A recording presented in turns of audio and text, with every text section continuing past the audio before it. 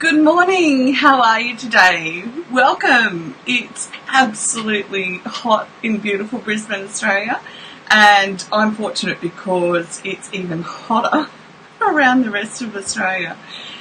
Welcome, and if you're here for the first time, please say hello or say g'day, and it's great to be with you. It's actually a privilege to come in and help you with complex Ptsd. If you'd like to grab a note, paper and pen, please do so. And what we do is give you information that you can take to your therapist or to your trauma coach, and you can work with it on a personal level. With complex PTSD, it's really important to know and understand fully that recovery takes place in an interpersonal relationship, so we don't do it alone. The trauma didn't happen on our own, and we must seek interpersonal relationships that are safe, not ones that are unsafe, in order to go through the recovery process. Today I want to talk to you about trust, triggers, and teaching myself to slow down, which is really important when you have hypoarousal. So that's hypo with the O, not hyper. And I talk to you about that more often than not because that's what I've experienced repeatedly, and working with it is really, really important to do it consciously. Now, one of the things that I've become aware of is how often do you really feel like doing the dishes or having a shower or slowing down to do anything that's really important to take care of yourself. I know for me that I've been trying to work out and pinpoint exactly why spending 5 minutes at the sink to do dishes is such a chore, or having a shower after gym is such a chore. Like, it feels like it's such a chore, but in reality it's not. It takes 5 seconds and it's done, literally. So what was or what is stopping us from being able to get up? Yes, it can be anxiety, and yes, it can be depression. But what is underneath that? What's the feeling that's happening? And then this morning I put together the links.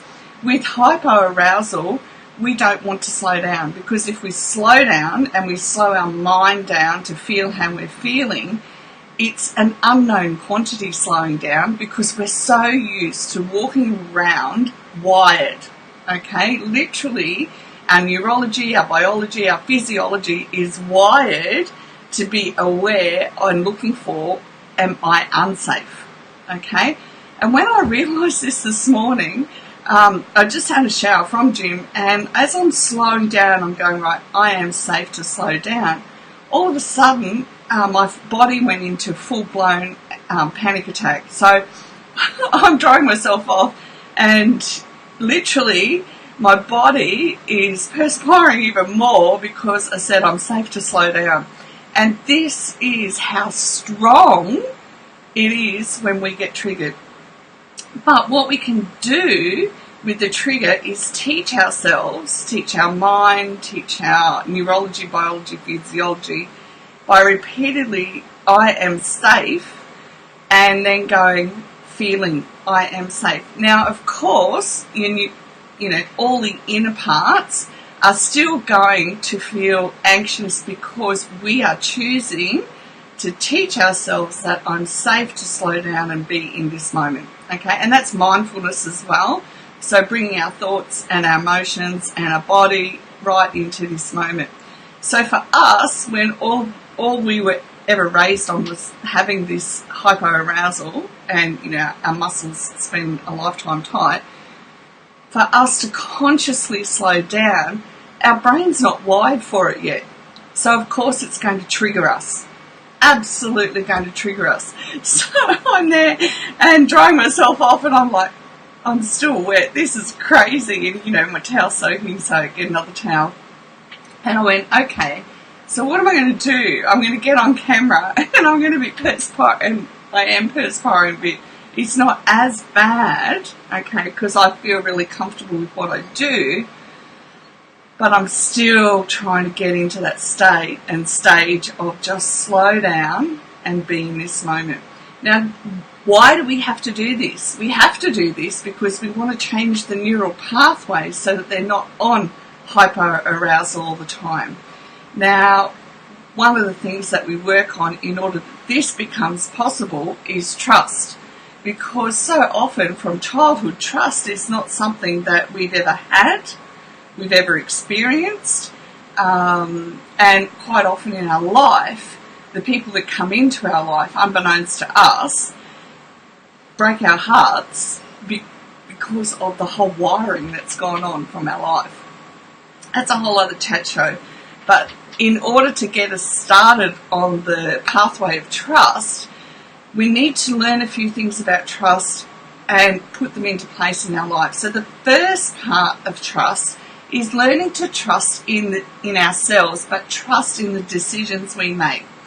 So what we need to do is slow down before we make a decision and then decide what action we want to do and put it into place. So last Friday night, I came across a couple of things on the internet and I went, okay, I have a choice. These people, what do I want in my life? Not what do they want, not what is going to suit us both, but what do I want? And I chose to block one of the people out of my life because drama queen just fits their life. And that's okay for them, but I no longer want to be in that space. And then I was actually able to see that a person who used to be in my life had moved on, and I was so happy for them that actually the fear that I had from that relationship just left. And I went, oh my goodness, I didn't even realise I was carrying that around. Now, in doing so, I built trust into my life, trust that I was making a decision that was healthy for me, and the outcome of that was I felt good about those decisions because they're right for me now in this moment. And that's where we need to build into us an awareness that I can make a decision and I'm going to trust that decision. And when I first started doing this, I used to say to myself, okay, if it's a wrong decision, then I'll modify what I need to along the way. And that's a good way to start, because then we're allowing ourselves to learn more information along the way. Whereas decades ago, I would have went, I've made that decision and that's it. Okay? So now I've built into my life the experience that I can trust myself with the decisions that I'm making, because I know I sit back and I'll take in all the information I need to know. So start with you first. It's got to be you first before anyone else. We can't go around just willy-nilly trusting people anymore. It's not healthy, okay? We've got to sit back and see people's actions. Another factor of trust is consistency. Everything we do in recovery is consistency. The more we do it, the more we get used to the experience, the more we understand and feel what is right for us at this time and what I need to do to build more strength into me in the here and now. It doesn't have to be perfect. That's one thing I want you to give yourself permission. It's okay to make mistakes, okay? It is okay. You are safe to make mistakes. And you're safe to make mistakes because you know the words I'm sorry, okay? And you want to learn how to communicate, okay, I'm sorry that happened, this was my thought process, where do we go from here, okay? And I do this with my adult kids and they do it with me all the time. We talk through things, okay? My youngest and I, we went shopping recently, and at the end of the shopping trip, we had a misunderstanding that turned into a disagreement. Now, that particular day, I was so tired and I was so upset. And then what my youngest did was, because we were in the car going home together and you can't avoid talking, he was so very kind and said, Mum, let's work this through, okay? And he said, have I triggered you because of the past? I said, no. In my heart, I'm really comfortable with my past. It's all okay. I said, I'm just upset because I don't understand what's going on. And so we sat there and worked it through. And in that moment, because he had the tenacity to sit there and work it through with me, which is what I normally do with them, it's in the hard times that we build communication, we build togetherness. And when we can come through the hard times together, we're building trust, okay? We build emotional trust, all right? And that's what we need with recovery, is safe places where we can build emotional trust, all right? And it doesn't have to be perfect, because that's part of interpersonal relationships, is we're allowed to be wrong, and we're allowed to move through it, and we're allowed to be emotional, and we're allowed to identify how I feel and move on from there. Have a commitment to you to do this, all right? I now have a commitment every morning and every day to go, right, for me, the dishes need to be done, I've got to have a shower, I've got to do my washing, and it means that I'm going to slow down and be in the moment. And I know now that my body's going to be triggered, or my whole system's going to be triggered, and I'm going to have to deal with the anxiety that comes up. But that's okay, because every time I do these things and slow down, it rewires my neural pathways. And eventually slowing down will be okay. I'll be more and more safe to come off, or teaching my body to come off constant hypoarousal. We want to learn and we want to experience what feeling trust is, or the security. So we want to build into ourselves a sense of security. So sit down and write out, what does feeling secure look like to me at this time? And then you can actually build into yourself a feeling of security. So you want to feel secure within yourself. And that way, when something that comes along that makes you feel insecure, you know that you can sit down and address it. You don't have to stay in the insecurity.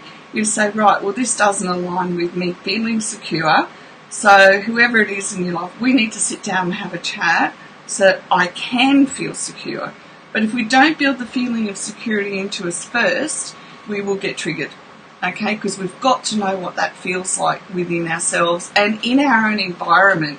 And this is why complex PTSD gets, its complexity as well, is that for each of us, what security is, what stage of recovery you're at, is all going to look different. Okay? So we need to become aware of what security is for us at this time. And when we choose a starting point, it's then we're able to move on from there. So have a starting point. Integrity is a must. Integrity in people around you and integrity in people that come into your life. For me, it's paramount. If you have no integrity, then, I might have a conversation with you, etc., etc. But people without integrity, look at it the other way. People without integrity, I don't have in my life, because they're not secure within themselves, and that leads to all sorts of drama, to be honest. So what is integrity? It's honesty combined with strong moral principles. They don't have to be the same moral principles as me or anyone else, but it's the honesty that comes with them, that you know that you've got somebody who has integrity. I say to the people that are closest in my life, you can tell me the truth no matter what, and I will deal with it. But the minute somebody lies to me, I can't tolerate it because of what's happened in my earlier life. Tell me the truth, and I can be responsible for my own emotions. And we, in an interpersonal relationship, can also sit down and talk about it. But if you tell me a lie or hide something, then we, by the very nature of us coming through childhood abuse, adverse circumstances, we are so sensitive to what happens at an emotional level in other people that we know when we're being told a lie, okay? Because basically we came up through lots of lies. So if you tell me the truth, not a problem. And this is what you want to be honest with yourself, what's happening for you just today. If today's hard, okay, today's hard, but what can I do? What's one thing I can do to get back into that space of secure trust within myself and know, okay, if I've got to have a rest, then I'll put an alarm clock on for an hour. and have a rest, okay? Whatever it is that you need to do, put a timer on it, because working with time really helps build a secure base within ourselves too. And do that for you, okay? Because then you're rebuilding into yourself a secure attachment, okay? And that's what we need, is the secure attachment. And finally, I want you to give time. Slow down. And give yourself time to heal, time to recover, time to observe yourself, your inner patterns. Time to have some love and laughter. And the core that runs through you, build that love. The essential life force within you is love. And we want to get back to that space and knowing that space, experiencing that space within ourselves first, in order that we experience it in the people around us too. Now, I say this and it takes time, okay? You can't rush this stuff. If you're anything like me, it's like, yeah, give me 5 minutes. I wrote the book. Actually, the best analogy is this. A few decades ago, a girlfriend and I said, the saying about you can't build Rome in a day, and we used to say, well, they didn't come and ask us. And it was a joke, but that's how we used to live our lives. It was like, yep, come here, it's done. But we've all got to participate in time too, okay? And build into your life a spiritual practice that starts in the heart. Okay? If it starts in the heart, it will help your brain. Remember, we've got a spiritual part in our brain that we need to address as well. The spiritual aspect of your life is a process, it's a journey, it's starting at one point and building from there. Okay? I hope all of this has helped take 1 point and just build it into your life once a day. One step once a day, and this time next year, life will be different again, and it will have improved, that's for sure. Remember, we are the tortoises of the show, we are not the hares, and the tortoise won the race. Have a gorgeous day if you're in the southern hemisphere, and a wonderful evening if you're in the northern hemisphere, and thanks for spending time with me. I appreciate you greatly. Bye for now.